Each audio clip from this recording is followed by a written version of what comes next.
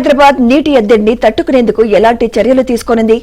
గత ఏడాది పరిస్థితులను బేరీజు వేసుకున్న వాటర్ బోర్డు ఎలాంటి ప్రణాళికలు రూపొందిస్తోంది?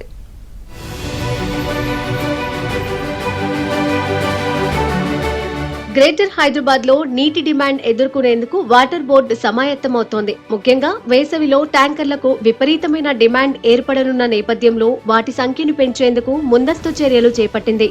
ఇప్పటికే రోజుకు 4,000కు పైగా బుక్ అవుతున్నా కానీ ఏ రోజుకు ఆ రోజే డెలివరీ జరిగేలా వాటర్ బోర్డు అధికారులు పర్యవేక్షిస్తున్నారు. నీటి డిమాండ్ అధికమవుతున్న నేపథ్యంలో మార్చి నెల మొదటి వారానికి ట్యాంకర్ల సంఖ్యను 1000కి పెంచి నడిపేందుకు సన్నాహాలు చేస్తున్నారు.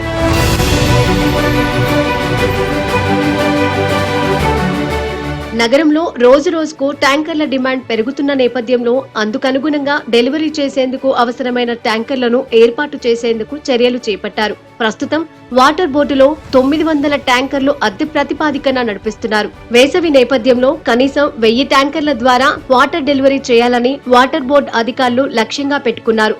5,000 లీటర్ల ట్యాంకర్ నుంచి 10,000 లీటర్ల ట్యాంకర్ వరకు అందుబాటులోనే ఉంటే ఎవరైనా వాటర్ బోర్డులో రిజిస్ట్రేషన్ చేసుకోవచ్చని అధికారులు చెబుతున్నారు.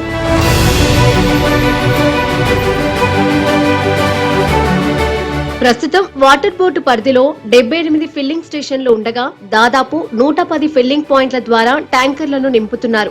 వచ్చే వేసవి నేపథ్యంలో వీటికి అదనంగా మరో 20 నుంచి 22 వరకు ఫిల్లింగ్ స్టేషన్లను పెంచేందుకు అధికారులు పరిశీలిస్తున్నారు.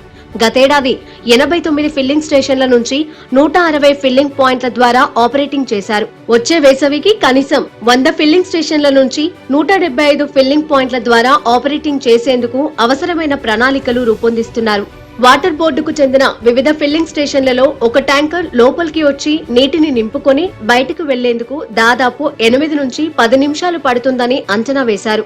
ఈ సమయాన్ని 5 నిమిషాలకు తగ్గిస్తే ఒక రోజులో రెట్టింపు ట్రిప్పులను డెలివరీ చేసే అవకాశం ఉందని అందుకు అనుగుణంగా అన్ని ఫిల్లింగ్ స్టేషన్ల పరిసరాలలో మార్పులు చేస్తున్నారు.